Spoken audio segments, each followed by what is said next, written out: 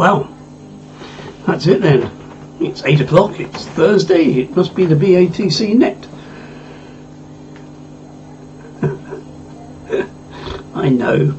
Anyway, evening to everybody on the net, both on Oscar 100 and on the stream.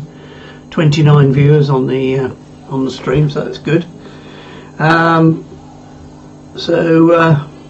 News of the week, I guess, is that I'm controlling the net and doing the streaming from here, as Dave has got the gardeners in, which means that his dish is out of commission and rolled up in a corner and probably having a paint job. But yes, I'm not sure if he'll be back next week. But he sends his regards. I saw him at lunchtime. We sat in the rain and had a pint of beer. It was 6 degrees as we drove into the car park, believe it or not, so it's good. Anyway, not many on the list tonight, only 5 of us, so nice long overs, lots of interesting things, and we'll kick off with Gareth and then go to Mike. So over to you, Gareth, to take it, and post if anybody else is on that would like to join the net. So G4XAT to take it, G8G.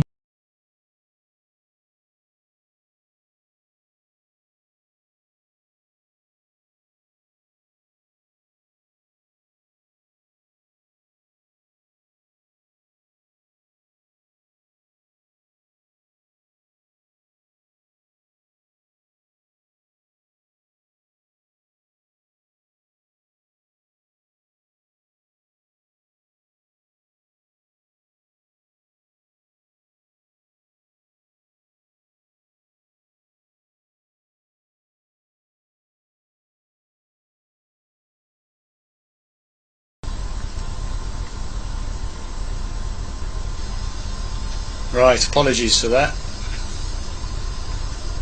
That wasn't the intention. I was messing around earlier and didn't want to subject people to my mugshot. From G4XAT, thank you, Noel, and good evening all. A variously busy week here. I've written a list, so you'll have to endure this, I'm afraid. Thanks for the various advice last week, and in particular the mixer, Noel, and the band path. So I have here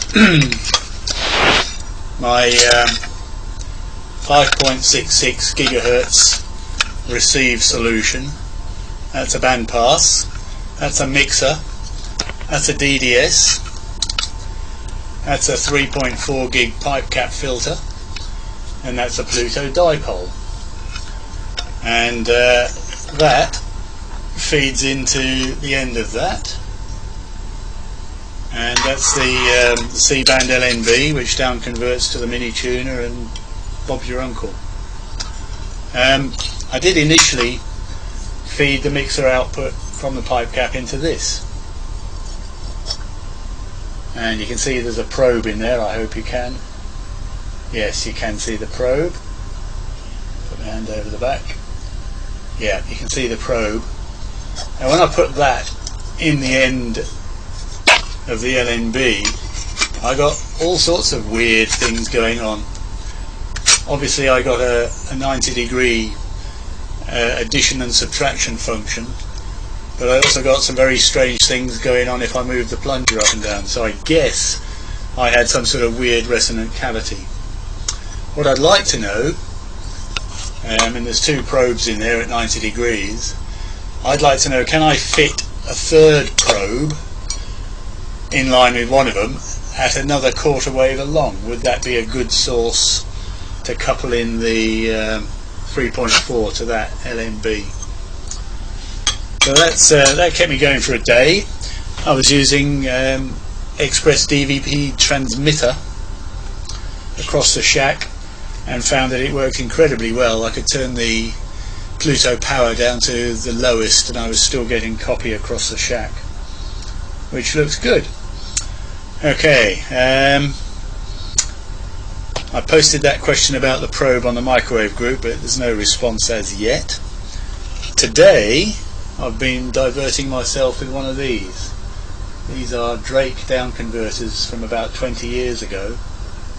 Now, one I acquired on a loop Yagi, 46 element loop Yagi, so I guess it was ex-Oscar, and another one, brand new, I bought in about 1998. So once I got my head around what was going on inside these, one of them is still standard, and it's got an 8.89843 crystal,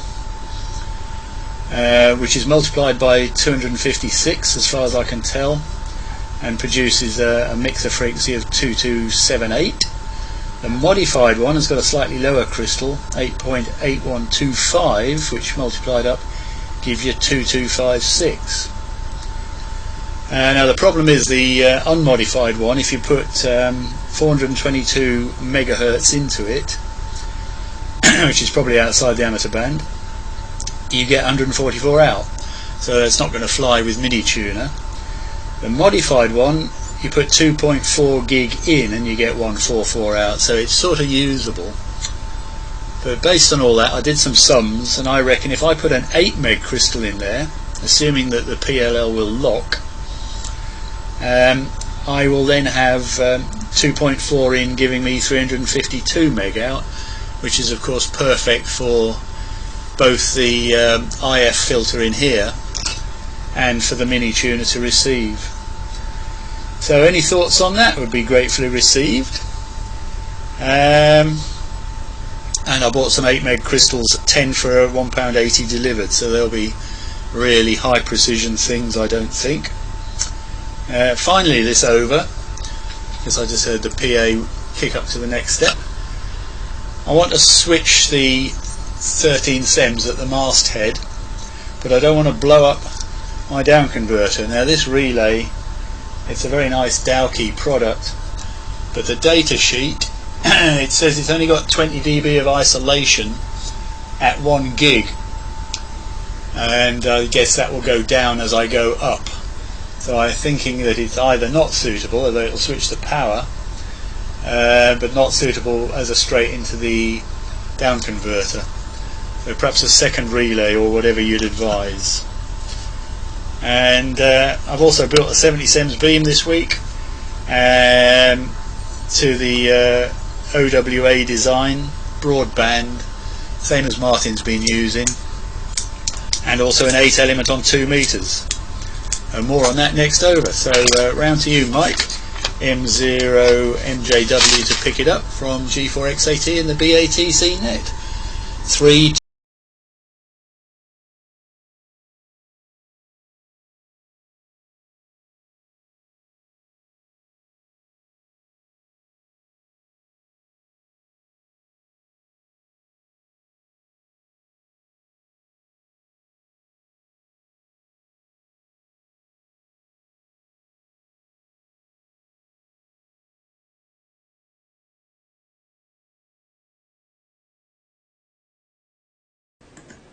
Good. I seem to have quite a long delay, so sorry about that. Just check my audio's coming through. Good. Yep, it is. Right. Yeah, I didn't quite catch how much power you wanted there, Gareth. So it sort of depends, doesn't it? The relays are really HF, VHF relays, and isolation is pretty awful at microwave frequencies. I don't know what the match would be like, but on 9 SEMs, possibly not great. But it might handle the power. But it depends how much power you want to put through it, because 50 watts, oh okay. So I would use a better one of those SMA relays that will take about 100 watts. And you could just use that, or you could use two, one to protect the preamp as well, if you are too worried about it. But properly sequenced, those little SMA relays should handle 50 watts. The N-type ones are probably a bit better, the expensive N-type ones, not the CX520s or CX420s. But you know, you can use a CX520 to switch power, but then you need an isolation relay to protect the preamp. Okay, and so a few things to discuss today, I think. Hello to everyone, first of all. Just go to the things on the bench, show you what I've been up to. Not a lot really. bar graph is now in a 3D printed box, which I designed earlier in the week and printed out, and after a few iterations that's all done. Designed to go into a panel, 2 bits front and the back, and it's basically a bezel that holds it all in. So that's done now. I think Colin's printed a couple of those to see if they work, and hopefully he's going to succeed. And the only other thing next to it is a new HDMI lead. One thing I guess is a bit of a warning. Turned out okay for me, but I don't know.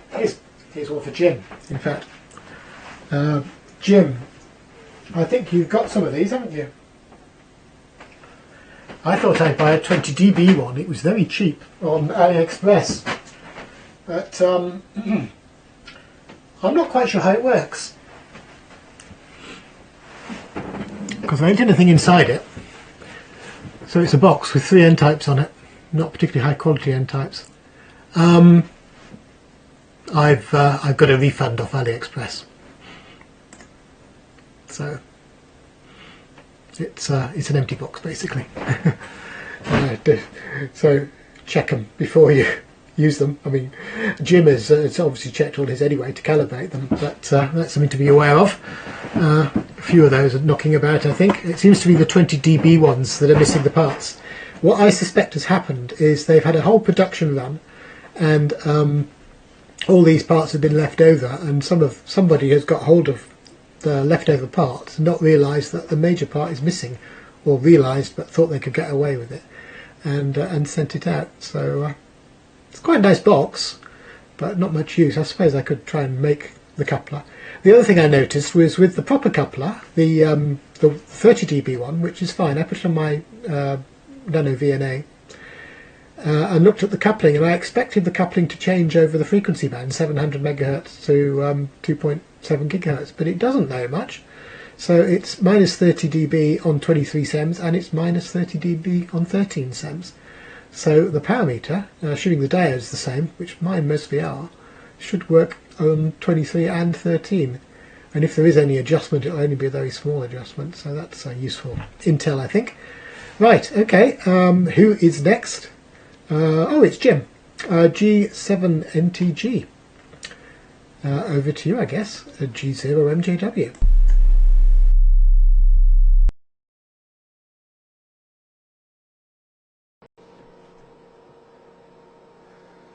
Wait for everything to settle down. Yeah, good evening all. And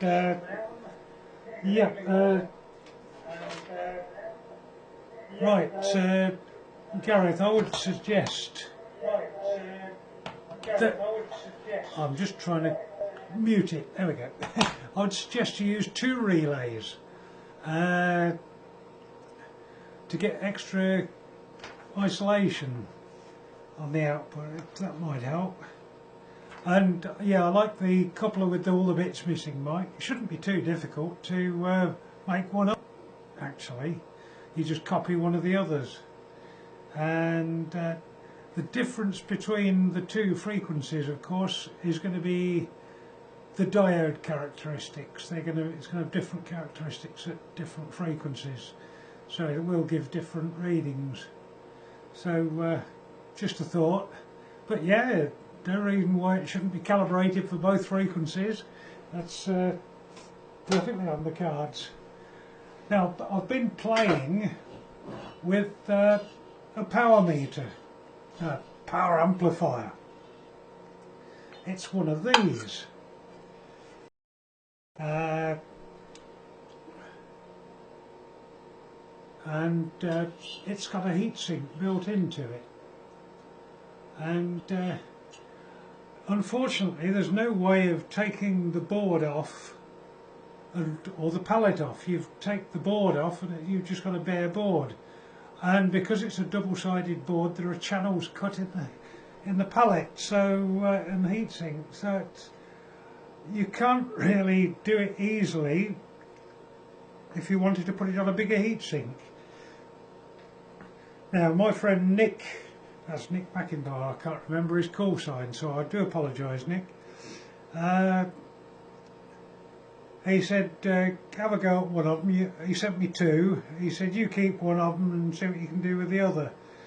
I tried tuning it, but the best we could get, the best Nick could get was 50 watts, which actually made the heatsink run incredibly hot. Gareth knows all about these. I tried a bit of tuning, put some snowflake tuning on it, and yes, I managed to get more power, not a lot. I got it up to about 60 or just over, and of course it got even hotter. So unfortunately I decided that although it's very nice, that this is probably best for the narrowband guys, not for TV. It gets hot far too quickly. So that was my playing about there. Been a little bit busy because I've been doing some other things totally non-radio connected. So just give you a quick view. Nothing to do with radio at all. How's that? So that's in the shack as well, and it's quite big stuff, as you can see. So there you go. That's what I've been doing.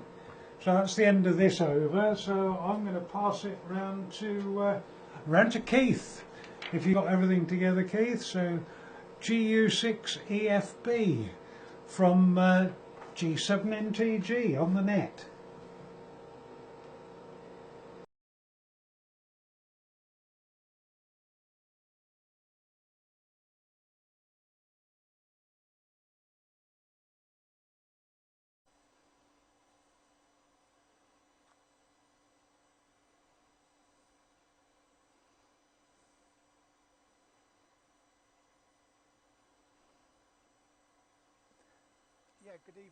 Yeah, good evening all.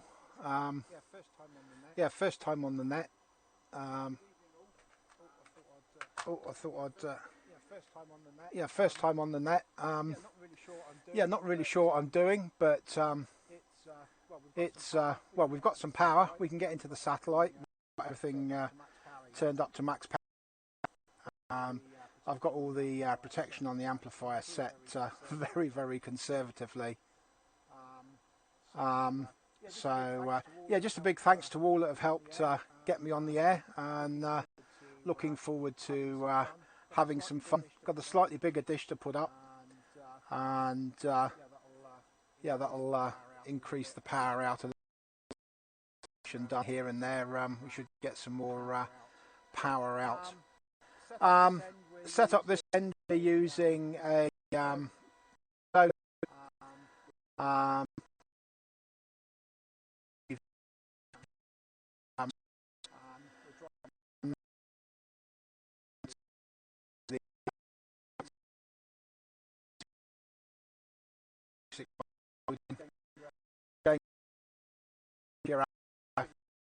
about 45 watt there.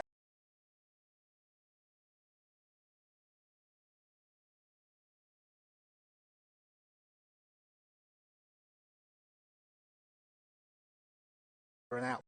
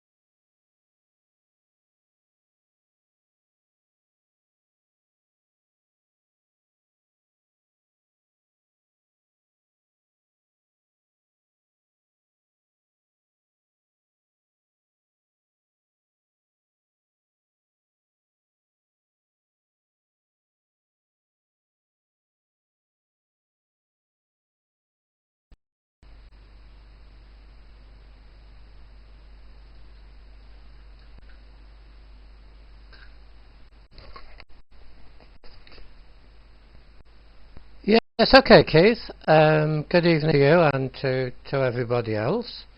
Nice to see you on for the first time. I didn't think I'd seen you on before. I think I've got everything working. It was a bit of a rush. Oh no! Hang on, I know what I've got wrong. That should be a bit better. As I say, it was a bit of a rush, so there we go. Although that looks awful as well. Never mind, I'll go on to the camera. Let's go across. Right, so that should be okay now anyway. I wasn't going to come on. I don't have an awful lot to say this week, so that's why I wasn't going to come on. But since we got such a low turnout, I thought it might be a good idea to actually come up. So it's been a bit of a rush to get everything switched on. I've been doing various things this week, really amounting to, again, going through G3KKD stuff. I did contact Brian. I know Dave isn't on, so I can't thank him for giving me contact details. And I found, when I looked through again, I was making a list of publications that I got from Ian, and I have every edition rather, of CQ TV right back to number 1. And that was 1948, I think, or 49, I can't remember now. And they were Gestetner copies, so actually are not that easy to read, so I don't know whether Brian will be able to copy them suitably enough. I just hope he can. And but there's loads of other stuff which, of course, I want to have a look through as well. And I've been reading this today, see if that will come up. I think that must have been some celebration copy on Baird. I should say it's from about 1980, but it doesn't have a date on it. Some very interesting stuff in there that I didn't actually know about previously. I haven't quite finished it yet. So I can see all this year is going to be taken up for me looking through all the paperwork that Ian had, and he just didn't chuck anything away at all, Ian, and I suppose that's no good thing, but I thought I was a hoarder, nowhere near as bad as Ian. And the other good thing that Brian was telling me, I see you on there, Dave, so thanks for all the details, is he's interested in some of Ian's homebrew, I think, for display, which is really good, because I don't know if any of you, or if anybody didn't see it, because I think most people would have known Ian, his homebrew stuff was really good, and he did all his own metal work as well. Right to the end, he was doing metal work at the end of last year, so it's nice to see that degree of homebrew. But it sort of stopped me down. Looking after all this stuff has stopped me down. Kevin's going to come down and take a lot of stuff, coming down in a couple of weeks. That will be good, and even better, as I say, Brian is interested in taking stuff. So there we are. I've had quite a lot of stuff in years gone by, particularly when I was a teenager, about regarding radio, just magazines and things, but not so much TV. So a lot of this stuff that Ian has had is interesting for me. In fact, as a teenager, I had magazines with radio articles that were printed before there were any bespoke radio magazines. They used to be, I don't know if anybody else has seen them, but early radio articles used to appear in the Mechanic, or the Mechanical Engineer, something like that. But of course, being a teenager, I didn't hang on to any of that old stuff, which was a real shame. Right, I think, let's have a look. Yes, it goes to you, doesn't it? Noel, I think we've gone round once. I shall have to put the light on for the next over. but this seems a fairly sensitive camera. I'm quite pleased with it. So G8 GTZ, oh, I suppose I'd better go back to that. G8 GTZ, I'll leave a big pause. G4H JW and the group.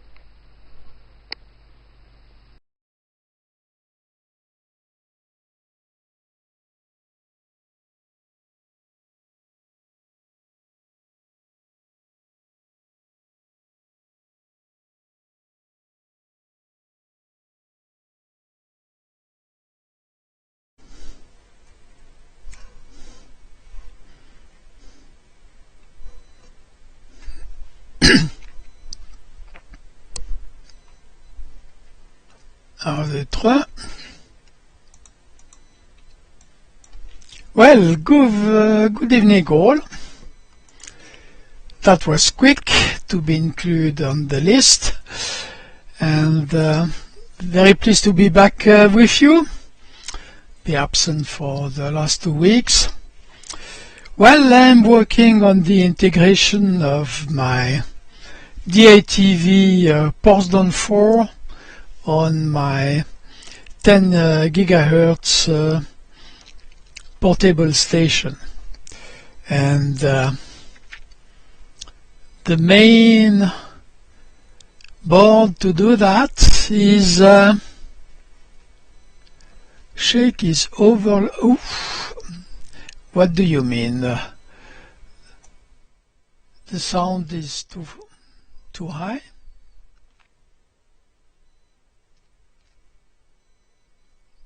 Well, I'm not too sure. So I bought this small board from a very well-known German supplier of amateur radio equipment in the microwave field. Basically is thank you, Dave. This is a very interesting small board which is something like let's say 40 to 50 beers, 50 euros, and which allow you to go on that side with your SDR. No audio? Caramba. 1, 2, 3. What I have done? No audio.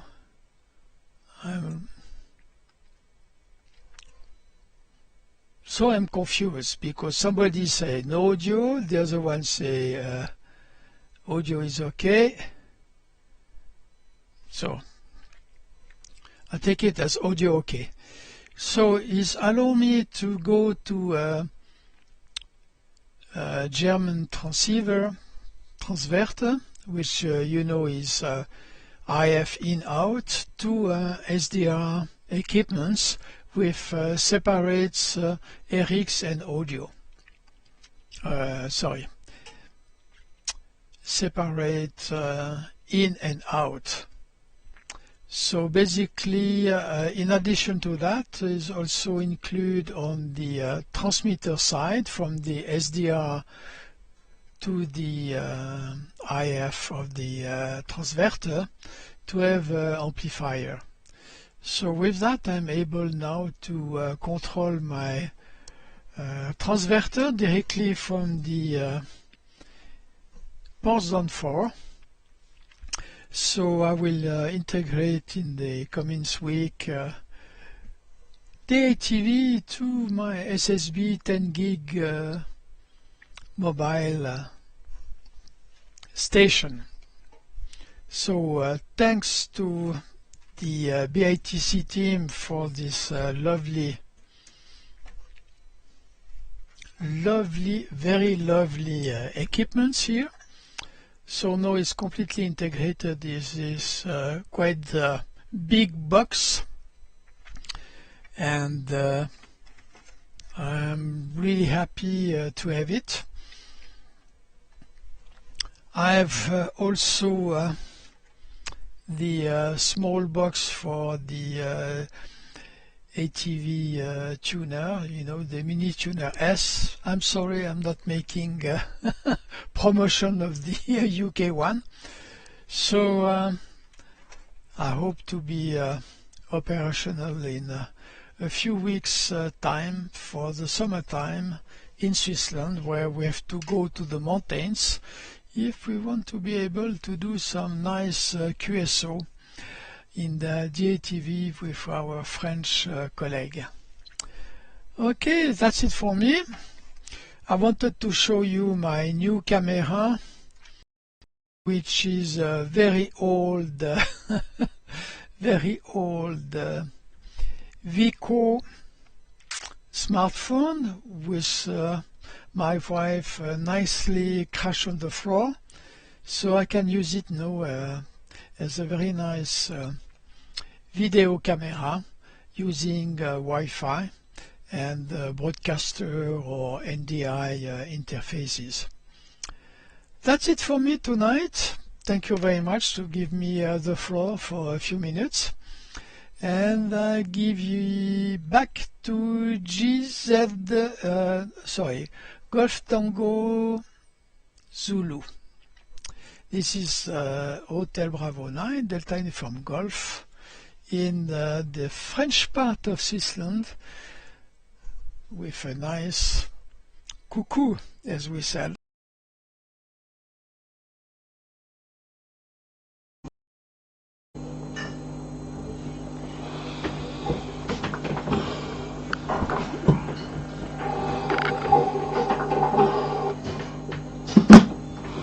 Okay, good. Well, excellent.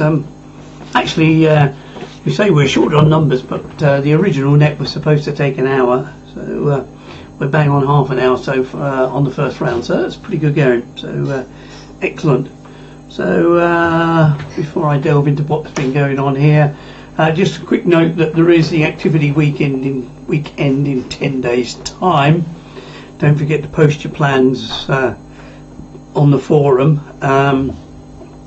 I'm going to be around on Saturday, because this one is the dry run for the contest, and to be fair, none of us have had any time really to test drive anything, so let's get out there. But I'll be around on Saturday, because the Sunday is, believe it or not, the 24, 47 and 76 gig contest. It is actually a contest, which takes me nicely into what I've been doing.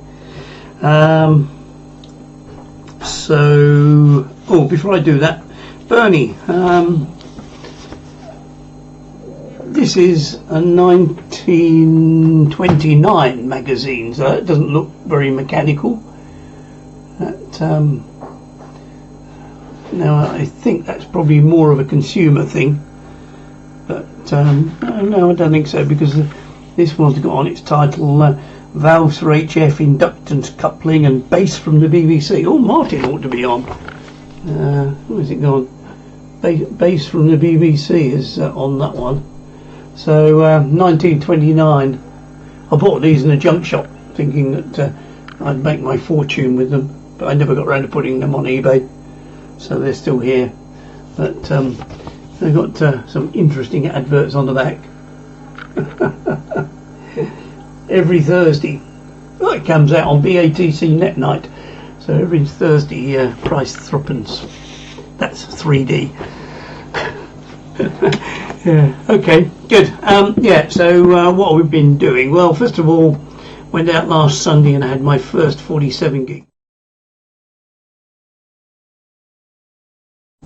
And that was the dish. We worked 20, I don't know, what was it, 26 kilometres? Yeah, something like that. And just for a laugh, we put an entry into the RSGB multi-band contest. Anyway, that got me thinking, and actually what you can see there is the bottom box is the transverter, then there's a 790, and then there's a proof of concept of what I realised would make a very good microwave driver. And so what I've been doing is I have bought a die-cast box, another one, they're expensive, And in this die-cast box here is going to be essentially, it's going to be a Langston, a Portsdown stroke Langston, so therefore it's a Pluto, not a Lime. And that will, with a 1 watt driver, which will do VHF and UHF. So VHF, I've got UHF and VHF transverters, so there's a wideband amp in there. It works reasonably well. I wouldn't run it on 2 meters or 70 sems, but it's one of these supposed 3 watt devices on eBay. Where is it? Yes, that's a good point. I'll just flip back to this. One of these, they advertise as 3 watt devices. Is that the wrong way up? Yes, it is. They're called NWDZ-PA. And interesting that they're 3 watts because the device in them is rated at 1 watt, so that's the final. Anyway, there's a guy, YO I think it is, has done a website and he's looked at them and decided the biasing was all screwed up, and he's absolutely right. I mean, it used to draw about 400 milliamps. Changed the biasing, got that down to a reasonable level, plus replacing peak music power, replace one of the coupling capacitors with that inductor. There is another one, is another capacitor in series with it, and they will do, getting on for 1 watt from 2 meters and 70 sems. Shoulder about 700 milliwatts, you can get about 35 dB shoulders. So the intention is to put that in this box along with the Pluto, and this will be tripod mounted, but I'm going to build a mini tuner in there as well. So not only is it going to give me Langston for narrowband, so that will become my main narrowband prime mover, and I like this is the bit I really like, which is the tuning knob. It's actually a CNC controller, came off Amazon, very nice. Going to be a few more bits and pieces in here, and that will be the microwave 64. Yes, I know the aspect ratio is wrong because there's a 4x3 camera, sorry about that.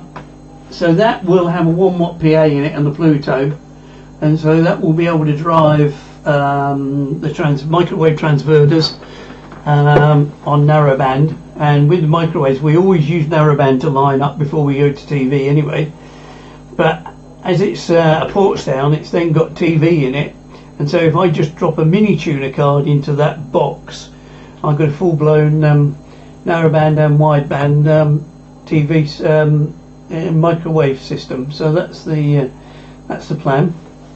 And next door to that, in glorious 4x3 as well, is the big box, which is slowly coming on, and I'm actually using it tonight, albeit on 13 sems. So that's the big Portsdown. Just quickly run through what was there. Was there any particular comments? Gareth, yeah, really is very simple to make receivers, and glad you got that running.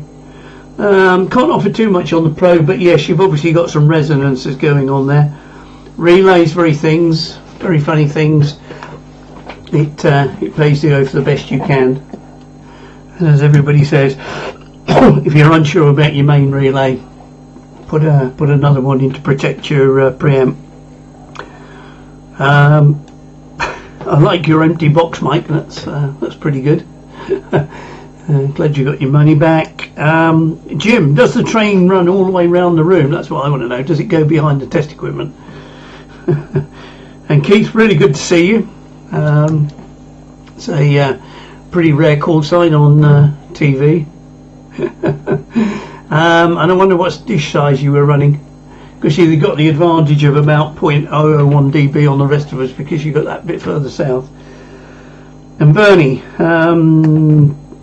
homebrew, yeah, that's great, isn't it? I know Ian did a lot of work, but I also know that doing silent key clear outs can take an awful lot of your time. To all credit to you, that's pretty good.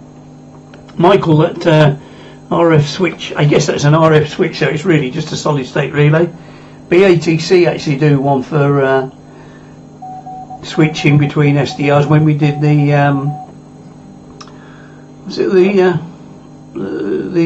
switching between the filter modulator card and the Lime, and so there's a little PCB we sell.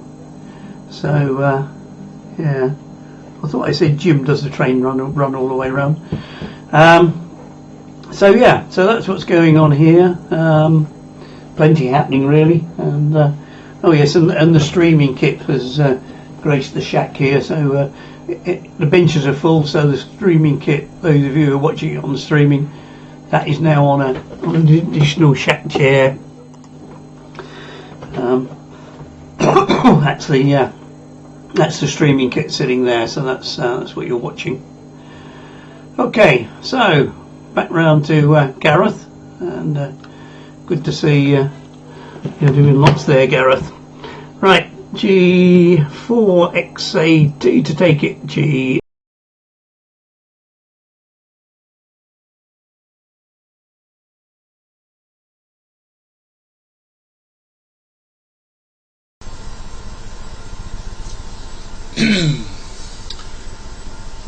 Right.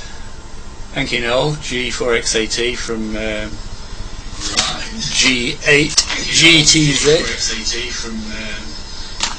Okay, many and varied. Thanks for the advice on the relays. Yes, I thought as much, that it's a bit hopeful, so I'll arrange a second sequenced relay to look after that.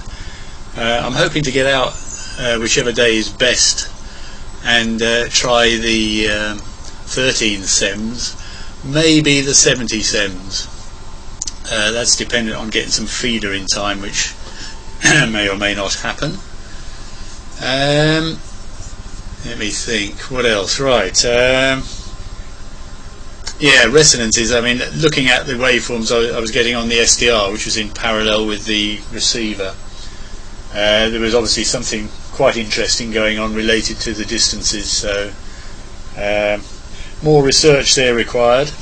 But I think I'll just have to drill a hole in the side of the LNB and see if it works. Worst case is I have to put a bit of tape over it because it doesn't work, I suppose. Right, when I was doing this testing across the shack, I was using Portsdown IE Longmind as the receiver, and I'd get virtually instantaneous lock on the digits, but no video or sound, unless I used the OMX player, and then I got video and sound almost straight away. Then I tried the Ryde, and the Ryde was fine on everything. Now, the only difference between the two systems, I suspect, is that my Portsdown cased up everything is running a bit low on the volts front at the moment, or at least the voltmeter is showing a bit low. The Pi isn't complaining, it's what I'm transmitting on at the moment, so who knows, eh? But suffice to say, the Ryde was really quite happy.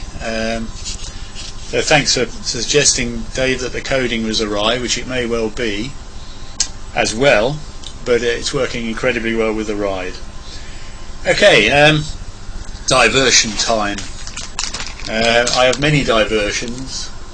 This one is a bag of oyster mushroom spawn, or rather it's a colonised bag of substrate with oyster mushrooms. Now, I don't know if you can see in the bag, I don't think you can see, yeah, just on the side there you can just see little bundles of baby mushrooms just beginning to grow. So it's a coffee grounds and straw, and if you put them in suitable environments, which can be anything from a shed or a cardboard box which you spray with water so it's nice and moist, or indeed in a shady corner, you get oyster mushrooms. Very nice they are too. I'm booked for my second jab tomorrow, which is good. One more thing.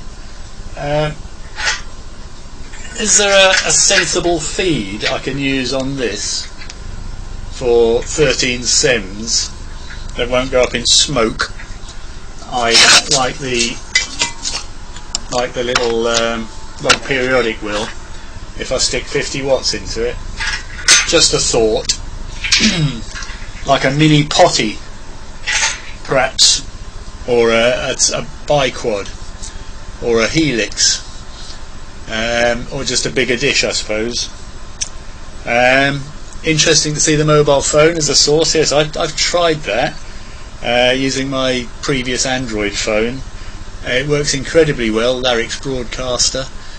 I've even got an old hub which I've set up, so Pluto into the hub, phone on the Wi-Fi from the hub, and I can switch cameras and turn the flashlight off and on the phone and have a roving camera. I might even try it for next week if I'm feeling ambitious. And with that, I don't think I've got anything else to waffle about. So, round to you, Mike. M0MJW from G4XAT in the net. Countdown 3.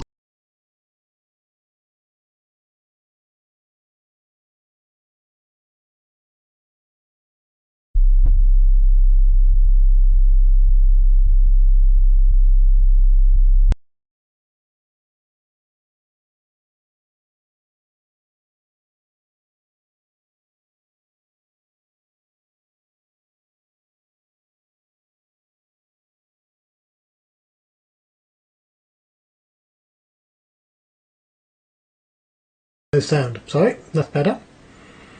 Yeah, okay. Right, well, the feed depends on the wavelength size, not the size of the dish. So 13 SEMS potty would be exactly the same size as a 13 SEMS potty regardless. But if you don't want to use a patch, you might get away with a small Yagi. That might be the thing to do. Build it up out of bits of wire. Should handle 50 watts easily once you've got it matched, etc. 3, 4, 5 element, whatever. Assuming you don't want circular polarization. If you do want circular polarization, a little helix might be not bad. If you don't want it to be dual band, the potty is a compromise because it's dual band. If you don't want dual band, then you can probably do quite a bit better with that little dish. Right, okay, I don't have very much more to add really, but very interesting to see all the developments. Yeah, I don't have any trains in my shack, I'm afraid, Jim. So there's no usual case like we had with the AVO meters or with the directional couplers or the guitars of putting things behind us subtly. Can't just go and get a train all of a sudden. So none of that. But all good. And great to see you, Keith. Glad that it's all working. I think we had a QSO on QO-100 about a week ago. And that was when you were set up for SSB, so good to see you on video now, and the much bigger dish should make you a very good signal, so lots of experimentation to be done.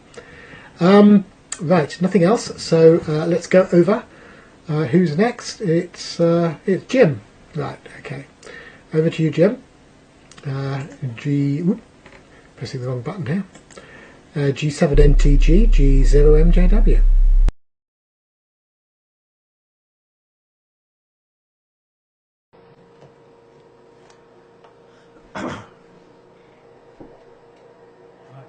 Make sure it's going to work. There was a bit of delay on that. Let's mute it. Okay. Right. Yeah, thanks, Mike. Well, I'll answer a few questions. No, it doesn't go right round the room, unfortunately. My room's only 11 foot by 9 foot, and the minimum radius for this is 6 feet.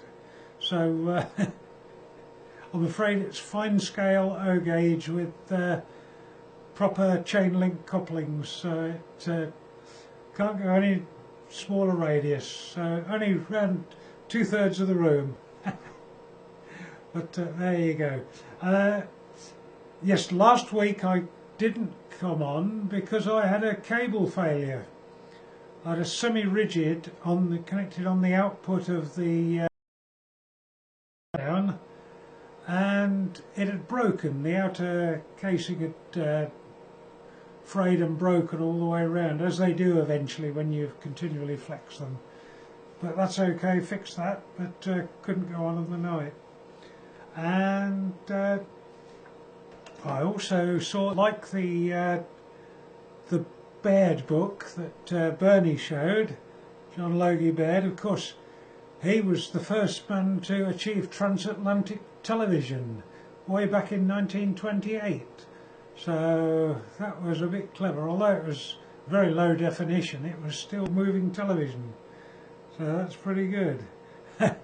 And yeah, Gareth, I had my second jab 2 weeks ago, so beat you there, but all mine are done now, so there we go. Right, it's getting on now. I better pass it round so everybody else can get a chance to get in. So I think it's around to Keith now. Nice to see you, Keith. It's nice to put a face to a name after emailing you and etc. over the past. So with that, it's GU6EFB from G7NTG with the net, and I'll say 73.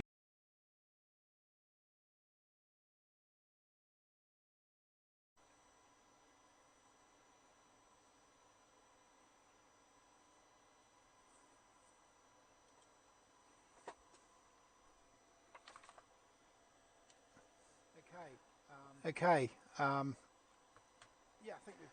Yeah, I think we've got everything under control, just about. In answer to your question, Noel, we're using a 1.2 metre offset dish, and that's using one of Mike's potty patch feeds, which seems to work really, really well. Contests, we're getting closer. Kind of been working on 4 metre and 2 metre equipment, and having some success across the shack, and we've got some PAs sorted out.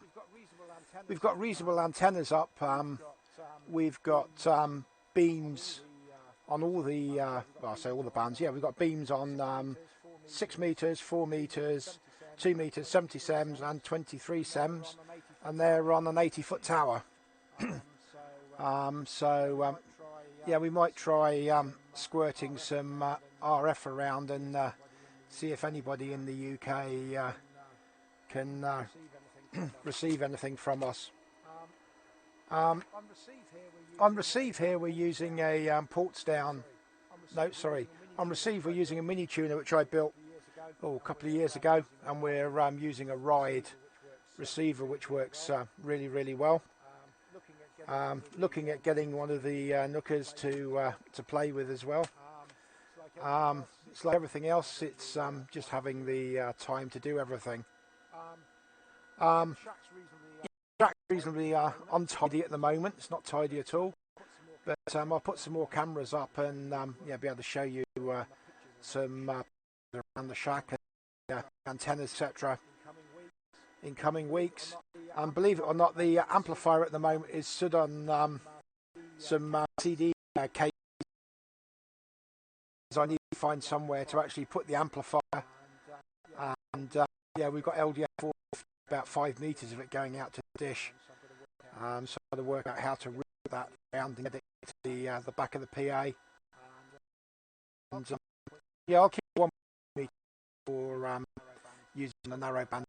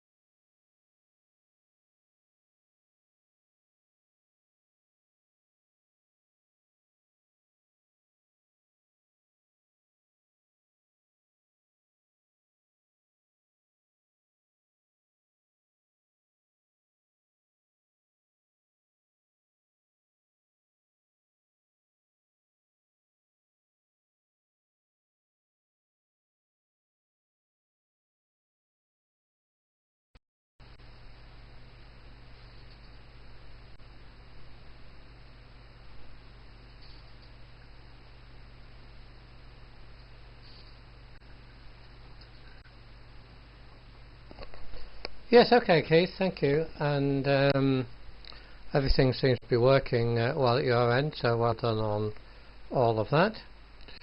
I'll come across to the camera, and remembering to knock the audio off that camera, which I tend to forget.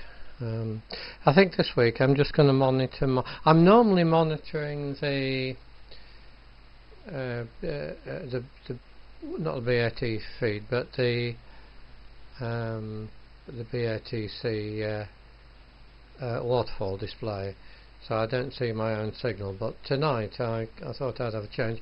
I will just go back, make sure nobody sent me a message, rude or otherwise. No, that's okay, so I'll go back to that. I'm now operating blind. It was interesting, the magazine you showed, Noel. That did look to be quite vintage, didn't it? It's such a long time ago, I can't remember what age the magazine was, or rather the articles on the radios that it put in. I don't know whether they're really basic. They certainly weren't coherent, but I just can't remember what they were. But that has made me think that is quite an early magazine, and it's pretty obvious it did have articles, construction articles on there as well. So yeah, I've come all these decades assuming that the ones I saw were pre-radio specific magazines, so that's in doubt now. The PCB that was only giving you 1 watt hour is interesting, particularly as Dave texted and said he'd had one also, and that had just gone up in smoke. I'm glad you got your refund easily enough. But Dave, but this business of having incorrect value components, I've often bought some mic compressor PCBs from China. I think it's an analog devices chip that's on there. The board does not work. I mean, there's only half a dozen components, and the board does not work as it comes. But I check the values components against the application sheet, and for which it's the Chinese board is really a copy, and there were 2 values that were completely wrong. I changed those, and all but 1 out of about 8 boards now works well. So maybe it's a case of when they do make an error, it takes them a long time to spot it, and they end up with many tens of thousands of built up boards, and they just go through onto eBay. But they're still incredible value for money. Well, the compressor boards are. I don't know about those RF amplifiers. And of course on optical, I think we're all aware that a 3 watt Chinese LED will only give you 1 watt out, and even then it probably darkens over the first hour of operation. It is quite amazing how they work out the figures of what they're saying the devices will give. Yes, Mike, on the Baird magazine, I was only reading that, or booklet, I was only reading that tonight, and I didn't realise that in 1944 he produced a 2-colour TV picture tube, camera tube is what I really mean, and there's pictures of what he was getting from that on that booklet. That was quite amazing, and because I don't know much about TV, I'd not come across 2-colour prints before. So, because he died in 46, so all of that work effectively just died with him. But I'd never heard of that before. Presumably that was the first colour TV. In amongst Ian's stuff, it's a bit of a labour of love. You're quite right about that, Noel. But you know, it's one of those strange things. Sometimes you're in the right place at the right time, or maybe I'm in the wrong time, and I was the obvious person to clear it out. I don't suppose I'll ever clear anybody else's shack out. It's just one of those things. I haven't really thought about it. I've just got on with it, and there's a lot of interesting stuff there. and I spend more time, even when I'm over there, on the paperwork, say, just reading through it, than I do collecting it all together and putting it in the car. Once I brought it back here, I'm not very good at sorting through it at all, so that's rather strange. It's a little bit unfortunate that when Kevin is coming down for a lot of stuff, I'm ready to do a recce, but he'll take some stuff back as well, is the day for my second jab. And I thought, well, I'll see if I can alter it, but I don't know if anybody else has had experience of trying to alter a date, but it looked to me that you had to cancel your next appointment and then as a separate exercise to then booking a new date. Now I really didn't want to do that, so I'll just have to try and work around that when he comes down.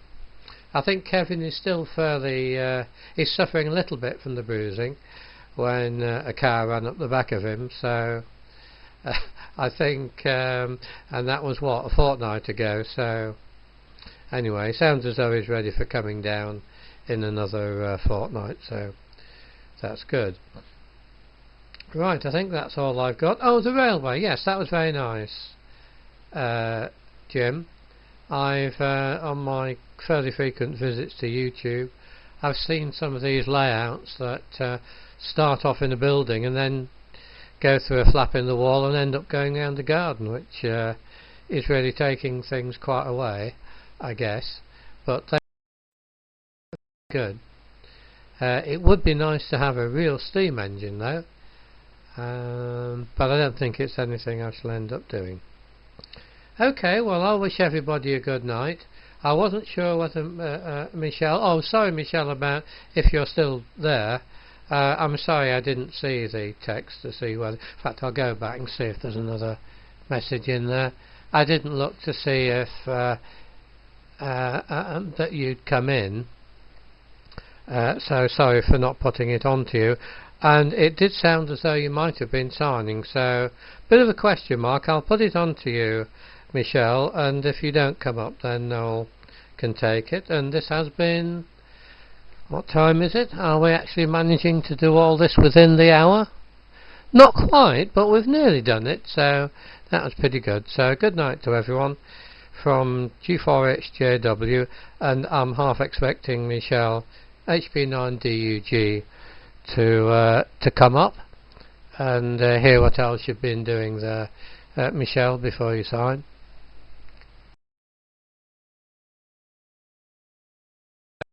Before you sign.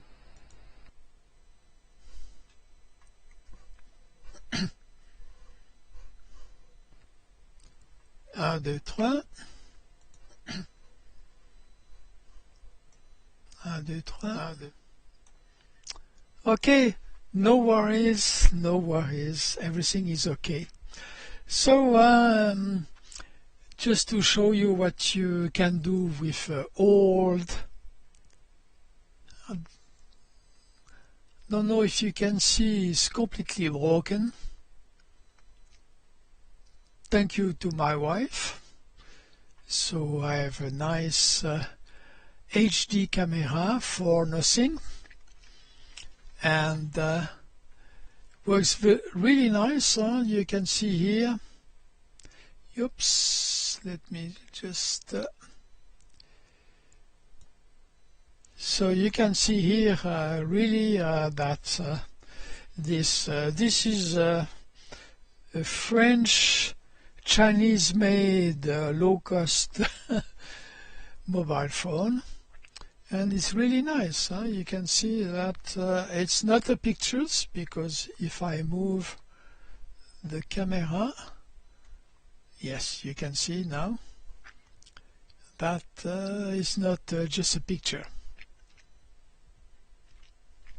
So I encourage you to recycle your old phones that make really nice cameras.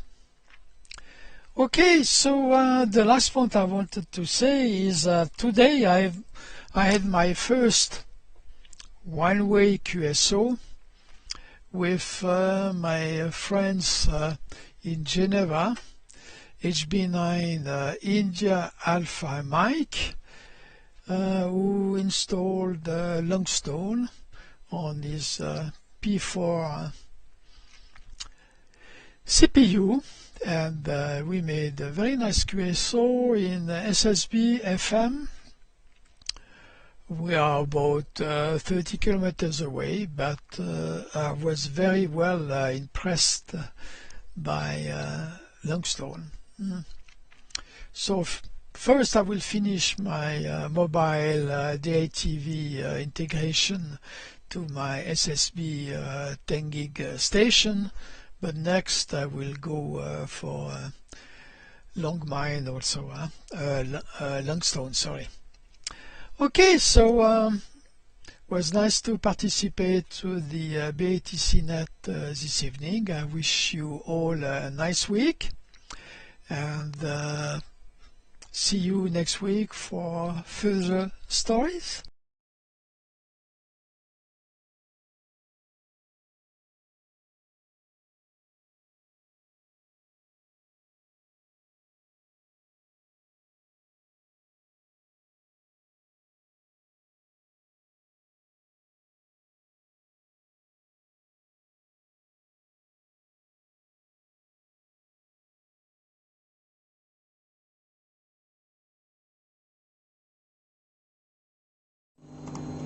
There we go. I can contribute to the train department. So yes, yeah, that's good. Okay, Jim, that's interesting and good stuff. Keith, that sounds a very impressive array. We did talk about doing 10 gigs at one time, didn't we? But yeah, no, I think there will be some interest in 50 and 70 megs. Certainly, if you're running DVB-T. That would be very interesting. So yeah, I think not too much else to comment on. I've just been browsing through these magazines, and yes, they are very much a construction magazine. I mean, there's mention here of a ham. I'm not sure if you can read that. Handsworth ham, and there's actually a circuit diagrams and stuff, and finally I will produce this page next week when Martin is around.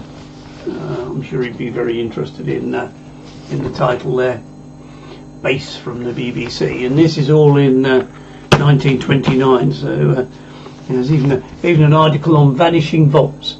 Where is it? No, that's the wrong way. Vanishing volts. So they had battery problems even in those days. And yeah, as I think you can see there, it's February 1929.